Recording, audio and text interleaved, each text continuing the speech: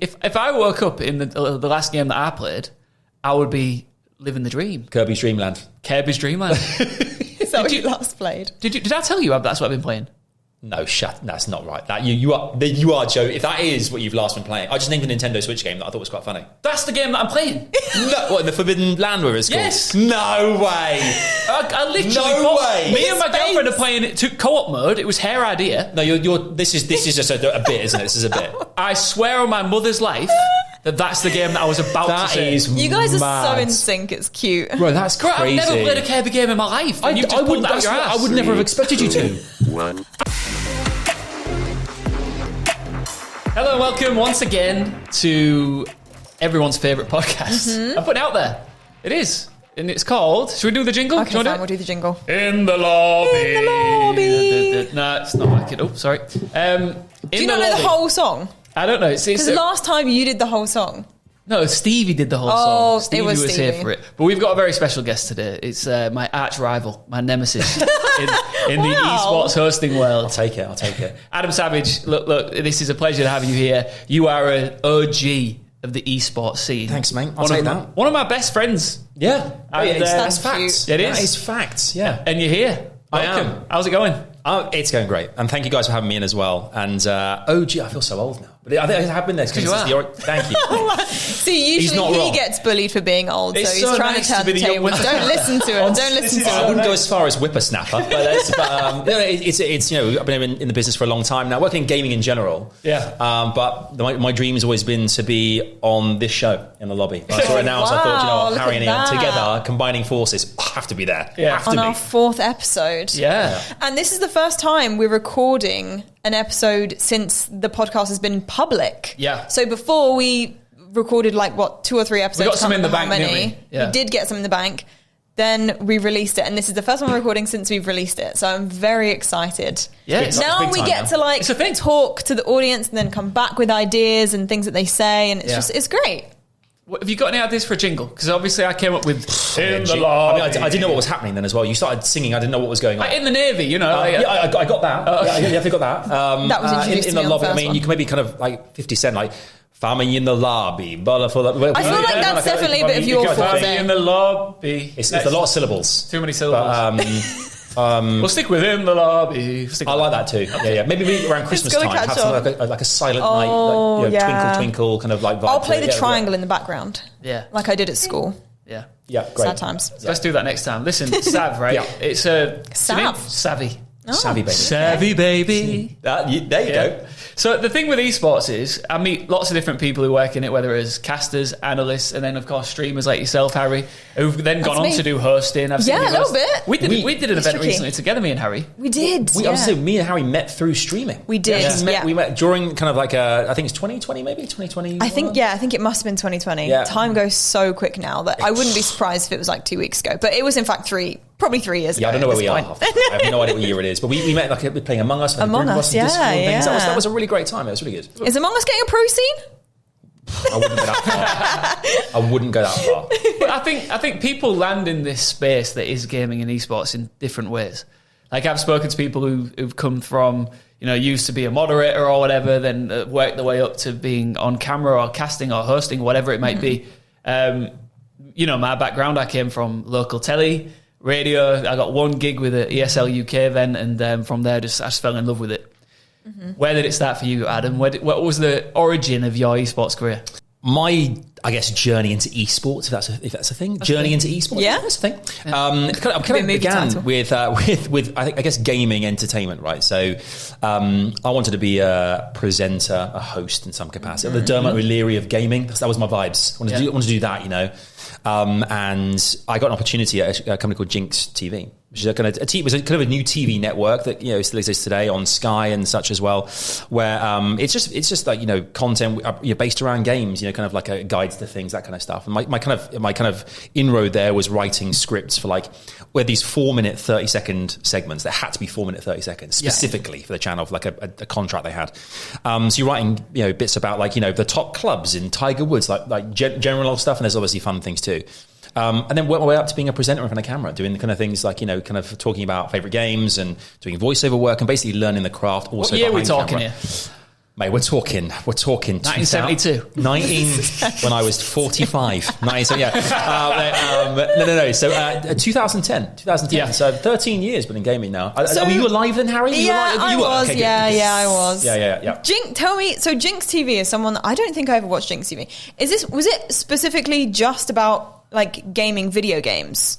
Yeah, well, the whole premise was, you remember that, I guess you might, MTV in the noughties and stuff, where MTV, kind of this group of presenters will come together, like kind of like, it feels very much like you're all together, like you are, I guess, a guild as well, you're all together in the same spot, making kind of organic content. Okay. Yeah. The same kind of vibe, like a presenting team, making different formats, different kind of magazine shows around games and stuff. Okay. So we had that kind of original kind of mindset, and we would just make stuff as and when about, whether it be, I had a show on Challenge TV called Planet of the Apps, right? Yeah. A mobile show, so Wow. it's about mobile games and kind of mobile technology and stuff, and that was really cool.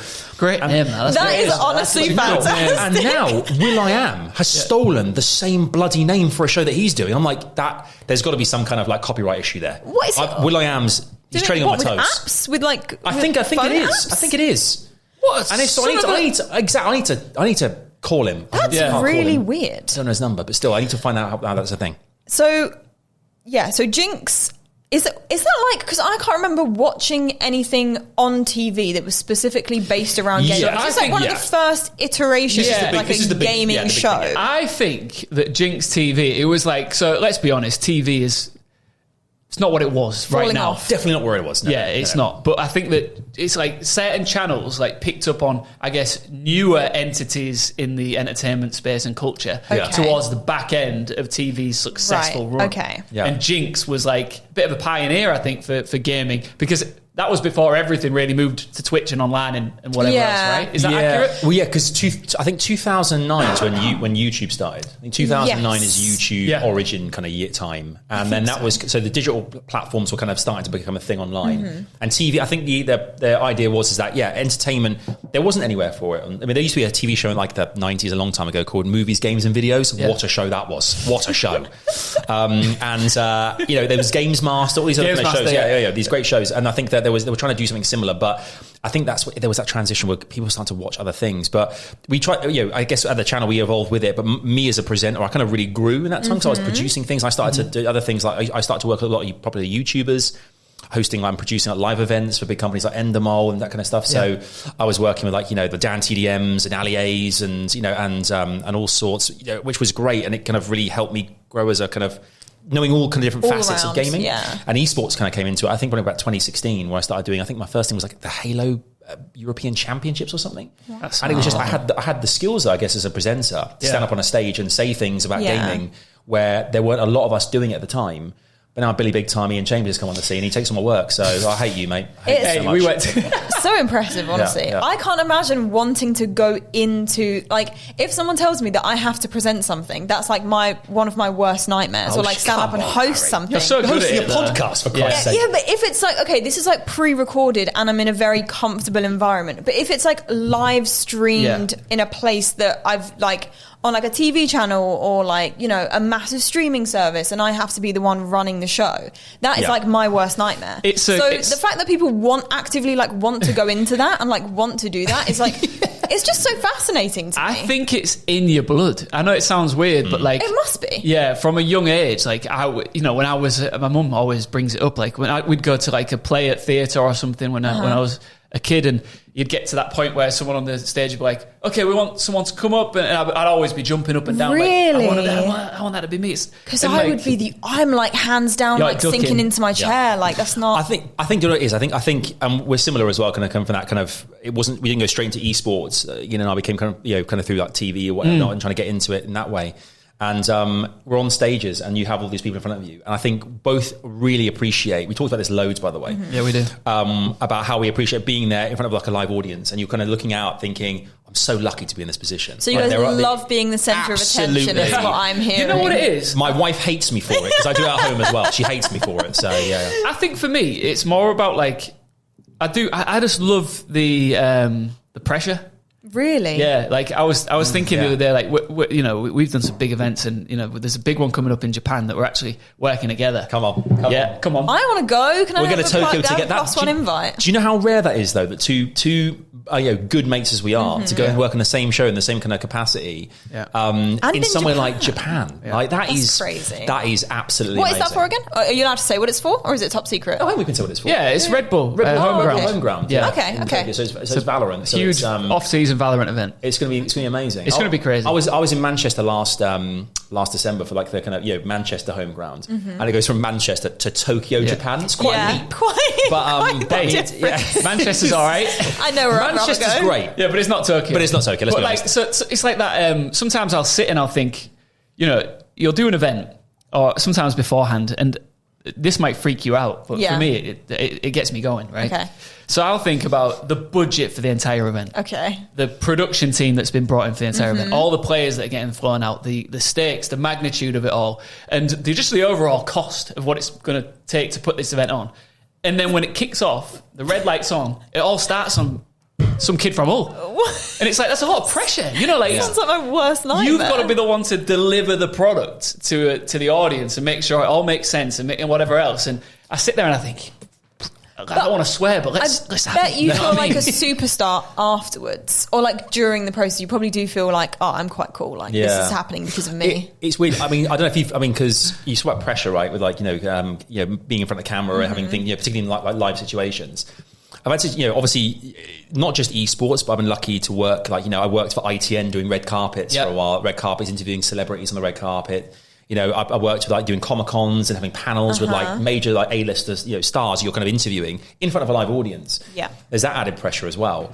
But like with Iain, I think there is, when you're kind of fully in command of something, and it's you to tell the audience something, and you're completely in control of of your destiny, if you will, like running the show.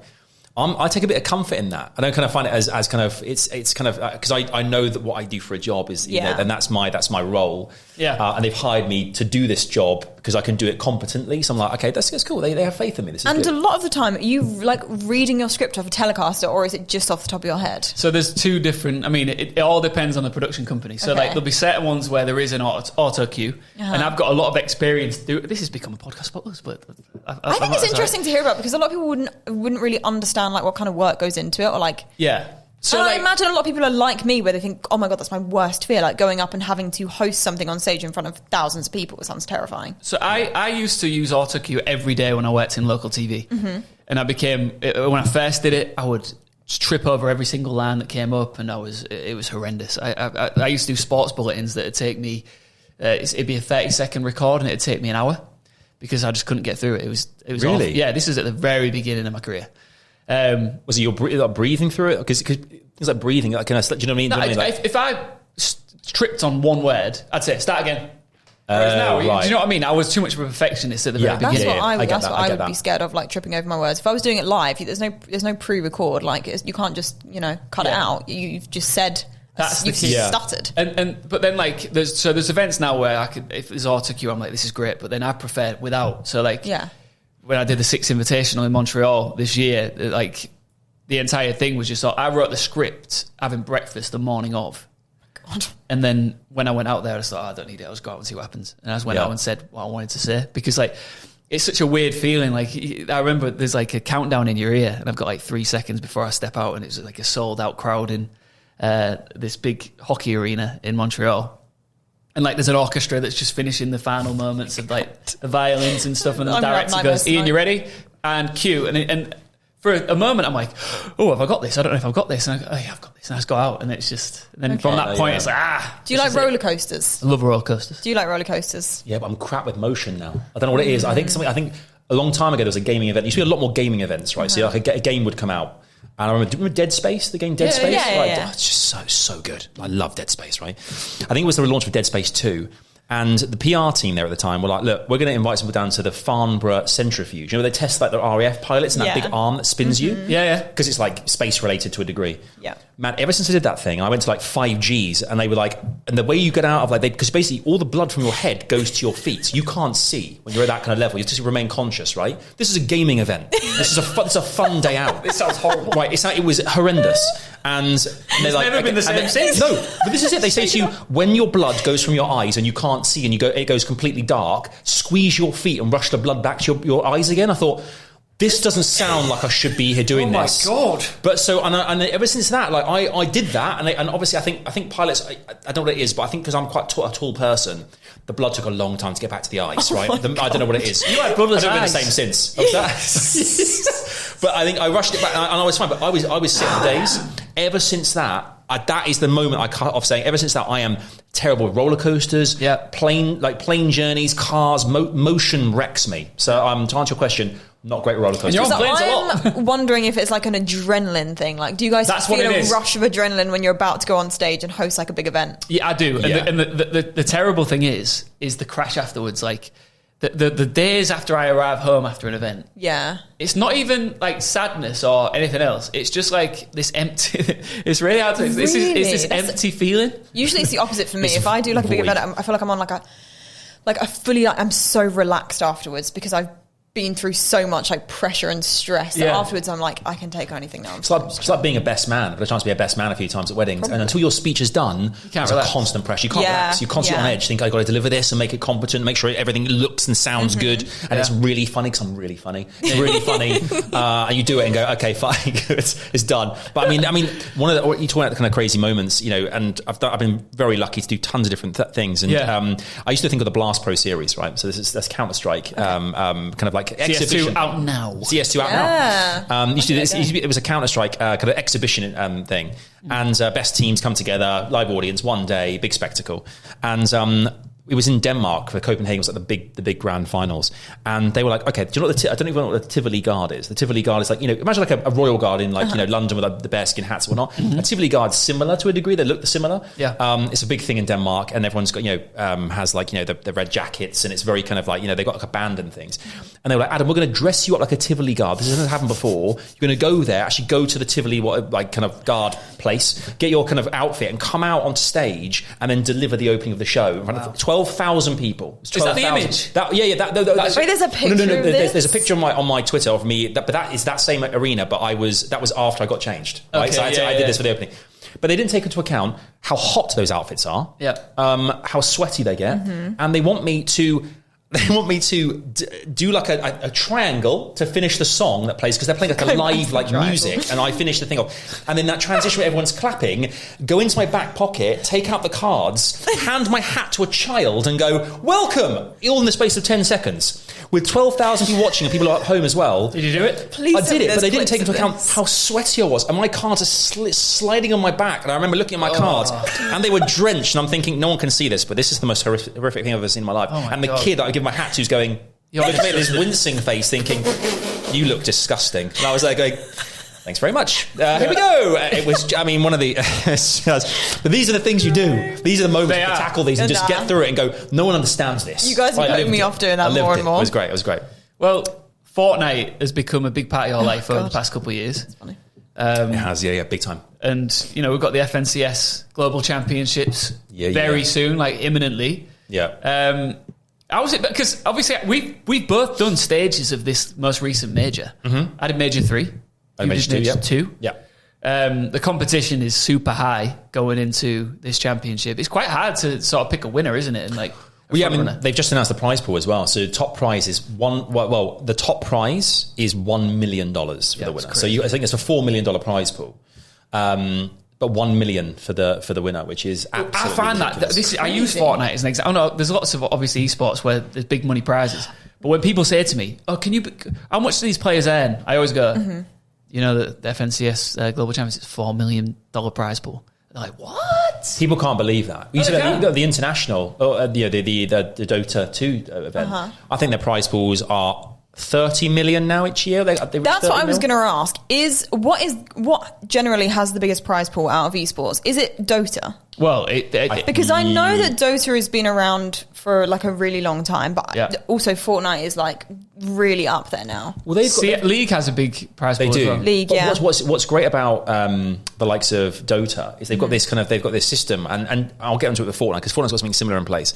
But ultimately, with Dota, when you make those in-game purchases and you get things in the game, a percentage of that purchase you've made goes to the prize pool later in the year. Okay. So you're paying into the winners of that game down the line. So that means you're kind of contributing to that why it's so big. Yeah. And Fortnite have a thing now where they've got obviously this creator mode, which is massive. Yeah. Fortnite creator, or the UEF and the new Unreal Engine kind of aspect of things, where you can really build some incredible maps. And I can go to the nitty gritty of like how creators are making insane amounts of like money. I didn't realise they're actually making money off of that. That's really interesting. Oh my god! Well, I think it's 40. I think Epic have basically said that 40% of all revenue generated from purchases and maps goes back to the creators.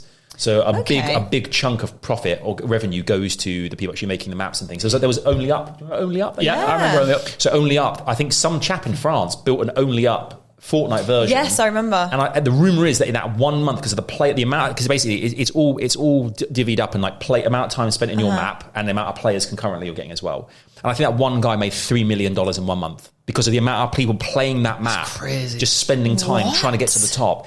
Mad. That's life changing. Right. I'm off to make a Fortnite map. Well, this is what scares me about the current era of like money making. There's so much money being made that I don't even know about. Like, it's just all happening under the radar. Idea. It's like Mr. Beast, I saw, is like, he's earning some copious amounts of money every year. Obviously, that's obvious, but like, there's just the way of being able to make money in 2023 is rapidly changing and developing. Yeah. A lot of it happens like in the underbelly, and then you hear about it after the fact. You're like, why didn't I think of that? Yeah, I really didn't know. Yeah. And how much time do people like? Because I always, when you think of Fortnite, I know that custom maps exist, but I thought that everyone just jumped straight into the regular game.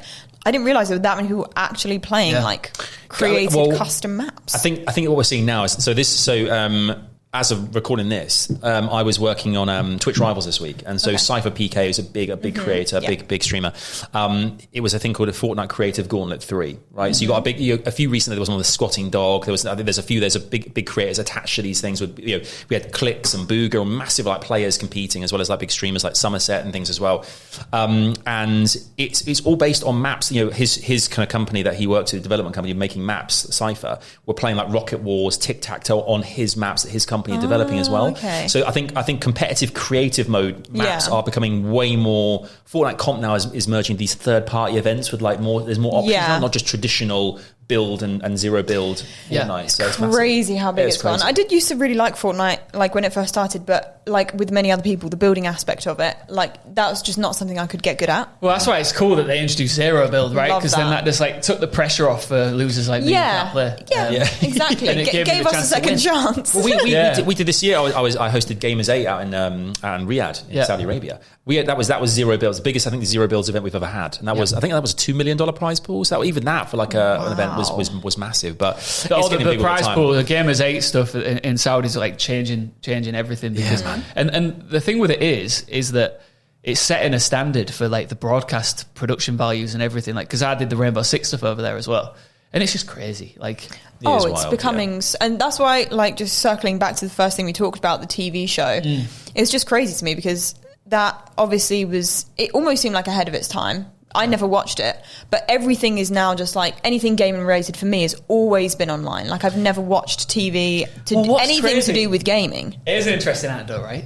So you'll also appreciate this. Like, from our era, like all of our friends from school, because we're from a bit of an older generation, I guess, they don't understand what we do. From my area, they have no idea. They have no idea. True. So like, my friends hate me. They have no idea what I do. I'm like Chandler Bing to my friends. They have no idea what I do. Yeah. I could be hosting this crazy, massive event in Canada or in Saudi or wherever I am, and no one knows, no one cares. I can send them like, I don't know what that is. But then the other day, I interviewed a boxer after a fight, just randomly, and it got put on Facebook, and I had so many people message me, go, wow, you did this, and I'm like, you're not seeing the real stuff that I'm doing. I told you this year. This year, the TV show, The Great British Menu. Yes. So this year, I was invited to go as a guest, right? To go to the final banquet of this thing, and I was like, that was really great. Yeah. And I went along, and it was to celebrate children's culture. So the food was like based around Paddington Bear and the Bat Street Kids from like the Beano and Dandy. It was amazing. Yeah. And I remember I literally was a talking head saying, yeah, this food was really nice. Yeah, that was really good too. I really enjoyed that. Easiest job you've ever had. I was just having dinner. Yeah. And the amount of people saying, I can't believe you're on the Great British Menu. I'm thinking, this is insane. Yeah, this is actually insane because That is, I could not. That was just a meal. That was a meal. Do you want to know the best bit about this? Yeah. My dad messaged me and said, "Your mate Adam Savage is on the Great British Menu." Can't believe it. I was like, why didn't you say that when he was doing FNCS? Yeah, exactly. This makes no sense. It makes no sense. But I mean, that shows that there is this massive audience out there who doesn't watch anything to do with games. Yeah, and I thought it was going the other way because to me, like, traditional TV, at least from what I can see, seems to be like dying off. Like, I don't ever really watch TV anymore. Yeah. And maybe it's just because I'm so surrounded in internet and gaming culture that I think everyone is also like that. Yeah. But that's just because those are the people I know. Whereas there's still so many people out there that have no idea, mostly about gaming, Twitch, esports, anything like that. Do you know what I think you should do this year, Harrie, right? Okay. There is no better time to watch TV, specifically terrestrial TV. I'm talking channel 1, 2, 3, 4, and 5, right? Yeah. Christmas time. Oh, gosh. On the horizon, turn off all your other stuff. Turn off your phone, your computer, all that. Your computer. And get yourself in your living room.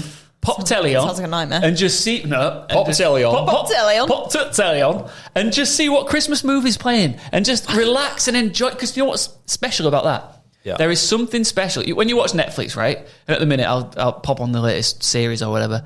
When you put on TV on one of those 5 channels, you know that you and another however many 100,000 of people are watching the exact same thing at the exact same time. I guess that is true, yeah. There's a difference between selecting a film, a Christmas film, and flicking through and going, Home Alone 2's on. I'm 58 minutes in, but I don't care. I don't care. He's already at the house. He's already setting up the booby traps. But I'm in. Though. Yeah. That can only happen at Christmas, really. Well, I just want you to dip your toes in the water and terrestrial telly. So you're and telling a big biscuit, me a big biscuit, and a cup of tea at the same time. TV is still a big thing, and I should still be watching it. Well, I don't have a TV license. Well, going back to Jinx, the interesting thing is we're lucky. We did a show called The First Hour, right? And The First Hour has become a show where we did, I think, 15 seasons. It's a Let's Play show. It's an hour-long Let's Play show. And it got more and more wacky, and we're dressing up in outfits, and we're kind of, introducing... stupid things like we're doing forfeits, like waxing legs and God knows what. But it was a thing that had this kind of core fan base, I guess, of a generation to a degree as well, who were watching it with their kids. And I guess it was a great way for parents to watch with their kids to kind of show them what their gaming experience was like when they were younger, because we kind of had a lot of retro references and that kind of stuff too. Yeah. And it was almost like a passing of the torch in a way to their kids. We had loads of families that loved it, and we would go to gaming events like EGX and stuff, and you just get like kids go, "Oh my god, it's Savin Ant from First Hour," because they watched it with their parents. Their parents were like, "Yeah, that was great." And it was a really nice, I think, a nice thing to have. Where's the weirdest place, or what's the most unique moment you've been recognised? 100%. I was on my honeymoon, right? Yep. On my honeymoon, and me and my wife were going around to different kind of like places in West Coast of America, like California, all sorts.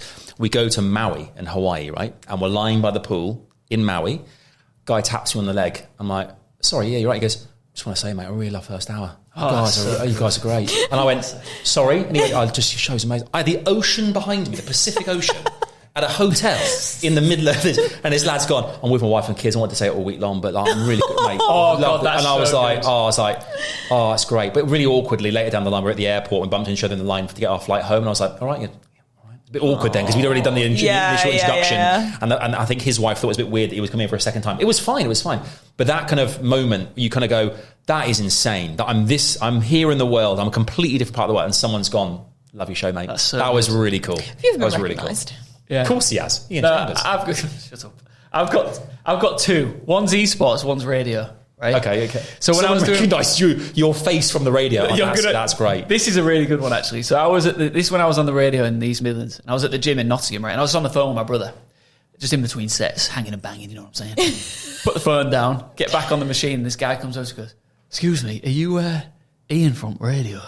From radio. And he was like, I went, "Yeah." How do you know? And he said, "Oh, I recognised your voice." And he goes, "I thought you'd look like Peter Kay." Well, I guess that's a compliment in a way. I was like, that means I've got a voice that sounds like I could look like Peter Kay. But anyway, and then another time I was in Camden, and I was just sat having a pint with my brother, and the guy, an older fella, comes up to me and he goes, "Excuse me, my son wants to come up and just say hello." And I was like, "Yeah, fine, let him over." And they let him over. But this guy walks up. Bring him on. They were on holiday from Belgium, and his son was a big Siege fan. Oh. And he recognised me from Siege, so then I went and bought him a pint. Really? Yeah. That's really sweet. Son, yeah. I bought his dad one as well. Have you been recognised that? No. Oh. But I I'm different to you guys. I'm not on like shows to thousands and thousands of faces. For me, it's just like my stream. Your community. If I'm like, exactly. Yeah. It's a lot smaller of a percentage of people. Whereas you guys, when you go on stage, you've got thousands and thousands of people watching you. It's so different. As you know, I said about the kind of working with like YouTubers and popular kind of creators, right? Yeah. And I remember in events that I've been in the past, I went to COD XP once in Los Angeles, right, to do some hosting for Activision and for the new Call of Duty Infinite Warfare launch. A bunch of like creators were sent out there. And around the time that Pokemon Go came out, do you remember Pokemon Go was, still playing it now. Yeah, still playing it now. Mm-hmm. I'll have a dabble once in a while. You never know what's I'll wrong. pop an egg. You never know what's wrong. I'll hatch something. Yeah. I'll hatch a Zubat. But yeah, I mean, for me, we went to like the pier, you know, in I think it's in the San Diego pier. Do you know where the the big Ferris wheel is? Yeah. Based on like the GTA games. Yeah, it is. Yeah. And the GTA games are based on that. It's exactly. Not Yeah. They built it. They built it after GTA came out. They were like, it's really good. We should definitely make this in real life. Make it like Los Santos. Yeah, I think so we went down to this pier, and it was around that time that Pokemon Go was big, and one of the big kind of YouTubers I was with were kind of synonymous with Pokemon Go videos. And I remember we were on that pier for no more than 5 minutes, and I remember that in 5 minutes we had about 1,000 people had gathered around this YouTuber pal of mine who is massive in the Pokemon scene, just because of his being out there as a creator online, and everyone just flocked where he was. And I went to show it. I think a lot of times when you're younger, you kind of go, one day be as famous as George Clooney and as Brad Pitt and whatever.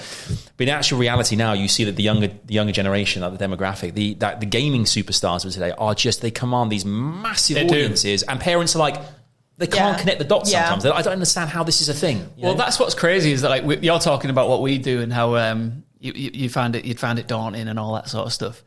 You know, when we've tried to stream, because I've tried to stream, especially in lockdown, I find it really hard, and it's like the consistency and everything else. And then you've done it so long, and you've built up this core following that just follow you everywhere you go. And I think that is such a unique skill. It is, because you're such you're super likable. You're a wonderful human. You are. I like you. I like you. But also like the dedication that it takes to do that, because we do have to do it for a long time. You do have to do that for a long time. Yeah. It is strange to me because I couldn't do what you guys do, but it definitely must make you feel like a superstar when you go out and people are recognizing you. But I mean, that's the thing. It is a gig economy we work in, where it's a case of, you're hired for a work or hired for a series, and then it's like, you might not be back for the next thing. So it's creating something of your own that you can, that you have with your community and you have that. Always, you own it. Yeah, exactly. And I'm always trying new things that I can find ways of kind of developing new stuff that I can have. If for whatever reason hosting isn't a thing one day, I can go, okay, I can jump, put all my kind of eggs into that basket now. I can try different things. So because when our calendars are empty, and it always happens, I'm terrible. January, you have me. I was like, man, I'm feeling the struggle right now. January is tough. I'll sometimes, despite every year popping off in some way, shape or form, doesn't matter what I tell myself, I could have therapy about it, whatever it is, January, I always think my career's over. Yeah. Really? No one's going to book me. It's done. I've had my run. That's it. And then I'll get booked for something and we're all good. And it's a brutal... That's one of the things about the creative industry though, isn't it, I guess? It's just like everything is so based on what everyone else is doing. Yes. It's never just like, this is going to happen this time every single year for the next 30 years. Oh, it's been. I think for me, it's been hard. I've got two young boys. That's been the hardest thing, is balance now with family life and this kind of because a lot of the work we do is international. We mentioned like going to Japan and stuff. And you go to different places all the time, and you're away there for like a period of time. Yeah, it's hard to find that balance of like family life, and that's probably one. I don't know how you do it, because obviously my kids are my Nintendo Switch and my PS5. So, I get it, mate. Yeah, and you just take care of them. I do. I know you do. I do take good care of them. I've been to your house, and you and your bro got it all set up with a TV. I'd love to see it. I love that. In. But anyway, I don't think you'd have time to do anything else. You're away so much of the time. You're in a new place every single week. I think it's I wasn't even going to come here because I was a bit run down today. As you're aware, because I wasn't important enough. That's it. He's just savage. Imagine. But I do find that's one of the negatives, is that like I'm trying to learn new techniques on how to look after myself. You want to say yes to everything. That's the issue, because you're like, I might not get to do this again, so I got to do it now, and I've got to say yes to the opportunity. Which I like. Same thing with me. Like, even though it's on a different kind of scale and a different thing, it's like I'm still, I get offered like a sponsorship and I'm like, yeah, that sounds amazing. And I end up doing like so many. And then burnout's real, isn't it? You do worry that you're just going to like kind of lose touch with what you, like the reason you first started doing it. Correct. And I do find that at times. I love travel, but sometimes it can be overwhelming. Yeah. Back end of this travel's year not, it's not glamorous as well. Travel sounds really glamorous. They're not putting us in business, I'll tell you that. I flew home from Paris last week and it took me 10 hours to get home because I had 3 cancelled flights in a row.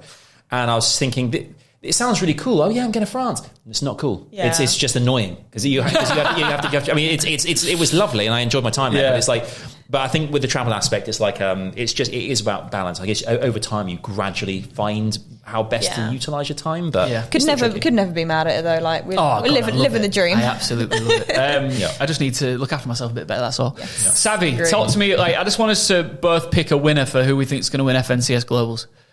Okay, who's your? Because I hosted Major 3 in the LC, the Last Chance Major. Okay, and Mr. Savage and Vadil looked awesome coming out of the Last Chance. Yeah, and just because Savage is this OG, he's got such a huge following, such a huge community, and obviously they made it at the last ditch effort. But I always think follow the underdog, back the dark horse, and you can't really call them dark horses because they're so good. But that's the duo I'm going to go for. Yeah, I mean, valid. They're a great duo. I mean, it all depends, I think, when it comes to... do you follow Fortnite, the competitive scene too much, A little bit. I feel like I used to more so before, and I've obviously watched, someone here at Guild winning the Mr. Beast stuff, and that's kind of to me, because I'm a huge fan of Mr. Beast. So, when that happened, I was like, oh my God, this is crazy. But then obviously there's like a million... also massive things happening in the industry that sometimes I feel like I'm a little bit out of touch with. Yeah. I mean, so think about it this way. The Fortnite map now, it gets divided it gets split basically, POIs, okay? Mm-hmm. So the POIs are the key. And if you've got a contested POI, that immediately makes you kind of go, okay, we need to split that in some way, or I'm going to have to, every time I drop into the map, I'm going to get contested and maybe kind of, get eliminated off spawn straight away, which makes a real big difference, points wise, because the longer in the game, obviously, the more points you accumulate, obviously, other tables. So I need to double check whether Savage and Video are contested. Yeah. But there are other teams that I think for me are definitely worth considering. I think Queasy and Venno are a team they're incredible. Incredible. They won Major 2 this year, and they had 6 victory rounds in a row. Bear in mind, they're the lobby in EU. EU is considered kind of like the creme de la creme of like the best, some of the best duos that there are. 6 victory rounds in a row out of 12 games is mental. Yeah, that's crazy. That's crazy. Of the top tier AAA players that are out there. And is this typically like build or zero build? This is build. This is build as well. So they are ridiculous. And then they didn't have a great Major 3. Major 3. I don't think they qualified to the end to the finals. But I think with those guys, they're definitely ones to watch because they are just capable of going the distance. What about Vico and Pink? Have you spent time with Pink before? He's a character, man. He is, but Vico obviously... So Vico obviously won... Vico's a massive character as well. He won Red Bull Contested. Yeah. So you know that he can go on a solos level. And Pink is a character, but he's been a great player who sort of fell off for a while and has been looking for a better, an ideal duo. And it seems that like Pink and Vico can potentially work together. Yeah. They did well in the Major 3, I think it was. So we'll just have to see if they can do it on an international stage. Yeah, I mean, I think experience plays a big part of it as well. I mean, I think they're both they're big characters, those two. I think that's the thing, big personalities. But it's whether or not in that competitive environment where everyone, thousands are watching you as well. That's why I team up Cami and Seti, definitely worth watching as well. Awesome. Cami and Seti are a duo been together for as long as I can remember, and they're Polish, and I'm half Polish, so. Got to get up to my brothers in arms. But at the same time, I think they're definitely ones to watch as well. Cami was one of the winners of the Zero Bills this summer Gamers 8, and they won Invitational last year. Give me a winner for God's sake. I'm going to say Cami and Seti. Okay, I think that's a good choice. I think they're definitely ones to watch out for as well. So keep tabs on it. It's going to be Global Championship is going to be massive. It's going to be massive, real big event. Definitely one to watch for sure. Definitely have to give it a watch. You ready for some survival mode? Yeah, let's do it. Let's do survival mode. Survival mode. This is our favourite feature. Like the Hunger Games part of the show. Where we just weapons fight. Just whoever lives. Yeah. Well done you. Well, no, it's better. It's even better than that. Close your eyes right now. Close my eyes. Yeah. Okay. Right now, when you open them, you're about to wake up in the last video game you played, and then you're going to tell us how you survive. Okay. What was the last game you played? You can open your eyes. Right. So the last game that I played, the last 2 games will be impossible to survive. Yeah. Right. Mortal Kombat 1. Yep. Okay. You're dead. And Blasphemous 2. Play Blasphemous? Huh? No. Oh my God. Okay, right. I'm going to shout out Blasphemous 2 because I was like right at playing this game. So first and foremost, I know you did an MK1 episode, didn't you? Yeah. Which was great. That game was unbelievable. Fighting games. I've way back in the day, Street Fighter 2 was my introduction to kind of like fighting games. I loved it. And MK1, I've got back into fatalities. Just the fatality. But it's the story mode as well. There's this massive Indiana Jones section with Johnny Cage at the beginning of the game. Yeah. So if you love your indie. I haven't. It's Indiana Jones, right? He's an actor, right? In the kind of this narrative, he's playing an Indiana Jones kind of Raiders kind of part of the game. But also there's quotes from Back to the Future in there. There's it's everything that I love in a game. It's great. So I wouldn't last 5 seconds. Scorpion pulls his face off, burns me to death. Baraka sounds sticks like you're into the gory games. Yeah, he would just rinse me. So I wouldn't survive in that at all. They're all kind of like they've got powers. I've not got powers. The other game is Blasphemous 2, right? So this game is like a Metroidvania style game. Those kind of like side scrolling kind of and it's got this kind of religious kind of like element to it where you've got these kind of powers and you've got to destroy these demons, and it's set in this kind of realm where everything basically wants to kill you every 5 seconds. So you're dead as well then? Yeah, so you're dead as well. So there is no way I would survive. No, what would you do? I'd be bludgeoned in seconds. What would you do? Would you hide? What would you do? Is there any way you can go? Is there any way? How can you survive? If you get really high up into the map, into the clouds areas, there are some safe spots where nothing wants to incinerate you or eat you or. But you don't reckon your chances of getting that? I don't want to see you get incinerated, bro. I wouldn't like that. I wouldn't like to see me burn to death either. I wouldn't like that in a furnace or something. Or someone, like a dragon eats me alive. I wouldn't want to see that. But others might. I don't know. But. Do you know what's crazy? If I woke up in the last game that I played, I would be living the dream. Kirby's Dream Land. Is that what you last played? Did I tell you that's what I've been playing? No, that's not right. That you are Joe. If that is what you've last been playing, I just named a Nintendo Switch game that I thought was quite funny. That's the game that I'm playing. No, what, in the Forbidden Land where it's called? Yes. No way. I literally me and my girlfriend are playing it to co-op mode. It was her idea. No, this is just a bit, isn't it? This is a bit. I swear on my mother's life that's the game that I was about to say. You guys are so in sync, it's cute. Bro, that's crazy. I've never played a Kirby game in my life. I would never have expected you to. That's wild. I'm out there sucking up cars and driving around, just spitting them out again, and like my girlfriend's like just fighting everything else while I'm doing all the Kirby dirty work, living your life as a giant bubble with eyes. I would be in there just going, amazing. "Woo, this is great!" Just skipping around all day. Have you played Kirby? Have you played? I haven't. I was never a big Nintendo person. You're not Nintendo. Okay. I like a bit of Switch. I played Zelda. I know I do really. I just play so much Overwatch. That's what I do. When you guys do like an Overwatch event, just let me know. Okay, I'll be there. Global finals right at the moment, aren't they? I think Overwatch is big time, but Overwatch I don't know what the Overwatch competitive scene is like at the moment. The esports scene, feisty. Yeah. There's definitely been some. I used to love Overwatch when the beta came out. I was all over that. Oh yeah. I loved it. I loved it. It was great. Great game. Gets a lot of hate sometimes, but forever. Forever in your heart. I love that. The best. All right, it's a great game. So you don't reckon you would survive very long the last game that you played? I what was the game before don't. that you think you would survive in? That I think I would survive in. Fortnite. Play a lot of Fortnite. Okay, you'd get cooked in bush Fortnite, play. bro. The bush. Oh yeah, just like you. Can you still hide in the bush? You would get cooked. Oh yeah, bush play is still valid. Oh, okay, The bush is what I'm all about. Yeah, there's been a big update recently, hasn't there? Yeah, oh god. Because Stevie was saying he was talking about loads of stuff in a previous episode in Fortnite that he liked, and then before the episode was released, there's now everything is different. Like there's been a huge update. But that's why Fortnite is still going strong, is because even if you are comfy in the game and you like some of the mechanics or weapons or whatever it is, vehicles, like. You can be killing it and then have to switch gears completely because there's an update and you've got to relearn the game. And that's why when you're watching these FNCS championships, majors and all that, you've got to give props to these players because they've got to adapt on the fly. Like when we did Red Bull Contested, what we found out was the night before was the update. And so the day of the event is this big solos competition. Is that a thing? Can there be like an update and then an event the next day? It wasn't supposed to be. It was in theory, it should have been a disaster. But what made it work is that everybody wanted to see what the update looked like. And you can watch some of the best players in the world playing it in real time. Kind of works to the advantage. So it was good, yeah. I did a show a long time ago in Poland called the Katowice Royale for Fortnite. It was like 2019, like one of the first big events for Fortnite.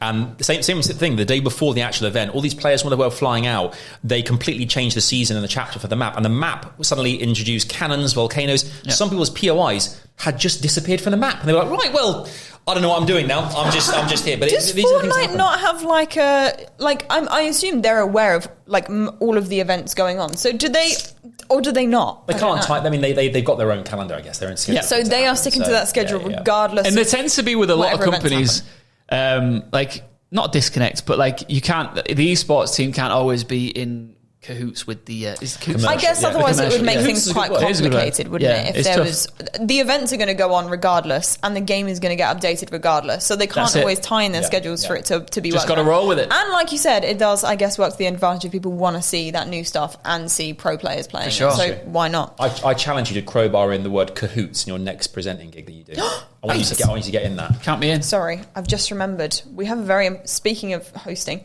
we have a host showdown. Oh. So I've got survival. I've never heard of host showdown. Is this a new one? Or? Neither have I. Okay, what is this? All right, so basically you're going to have 60 seconds of talking about something, which I will tell you, and we need to have no repeating, no stuttering, and no pausing. I will, however, be nice and let you pick a topic if I'm allowed to do that. So we have to talk for 60 seconds. Yeah. Concurrently about something. Okay. Yeah. And you can't repeat. And it can be either rubber ducks, crayons, lampposts, or typewriters. I mean, that's some specific. Do you want to go first? Yeah. Go on then. All right, go. Who's timing me? 3, okay. 2, 1, go. So the main thing that I like to do is get home from work, walk straight into the bathroom, turn the taps on, and let that bath run. At which point, I had a little bit of bubble bath, let those bubbles rise, and that's where I reach for him. You can see him right there on the corner of the bath. He's bright yellow, he's got a bright orange beak, and I slap him on top of the water. There he is, floating along. My favourite best friend, my rubber ducky.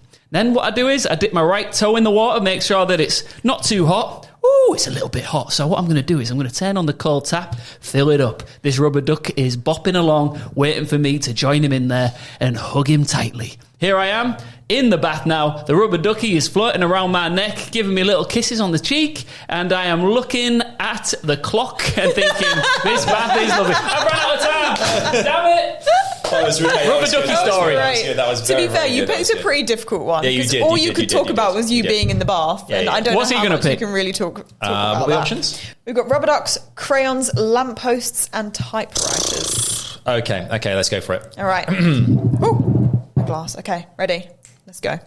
One of Mother Nature's finest creations of all time has been the wax crayon. Wax crayons come in all different colours and shapes and sizes. Children all over the world embrace crayons. They use them to draw. They use them to illustrate to their parents how they're feeling. They're great ways as well of showcasing exactly how they should learn new things as well. You think about the yellow, the sunshine. You think about the green, the grass. The blue, what's that? Of course, it's the sky. There's lots of different ways that you can bring crayons into your life, and you can also melt them down, make lovely candles at the same time, if you're that way inclined. You'll have to add your own kind of incense or essence to make them smell of something, because wax crayons don't really smell of anything. But crayons are great. They different brands produce crayons. Shout out to the bees as well that make the wax. I mean, the bees out there right now are living the dream. Flowers, turn it to honey, and wax comes from that as well. I think I've forgotten the process, but I tell you what, if you love crayons, then I love you too, because they are one of nature's finest things. Shut up! And I think Stop being so good. Rule the world. I told a story. You did a hosting thing. I want another go. What's the other one? I feel like he did do a better job than you there. Shout out to Adam Savage with his crayon hosting. I'm going to go home and buy a pack of crayons. I just said. You know what? Book this man for the 2024 crayon major. I think I was talking about children and how... No, you said, and you know what the blue is? The sky. Yeah, that was really good. That was really good. And I was dying internally. I hated every second of that. But, fantastic. Thanks. My worst nightmare, and you guys just absolutely smashed it. So well done. Well, that was our final little challenge of the day. I've enjoyed this a lot. Thank you for having me here. This has been really good. Awesome. Thank you for coming in. Honestly, it's been fantastic. Even though I'm not much in the FNCS scene or know much about it, I feel like with every podcast we do where we have someone like you come in, talks about their field, I always leave feeling like I've learned a lot. So thank you very much You're welcome. Appreciate that. It's been great, and I think I feel like coming into this podcast as well. You both here. I feel like one of the Ghostbusters now. I've got Peter Bateman, Egon Spengler, and now suddenly Ray Stanton's in the house. I feel like we got a trio. The Guildbusters. The Guild. Yeah, that's a show. That is a show. That's it. The Guild. Hey, that's the new renaming the podcast, guys. In the lobby. No, not that one. Let's wrap this up. But anyway, listen, Adam Savage, one of the best in the business. Thank you so much for coming to Guild HQ. Thank you.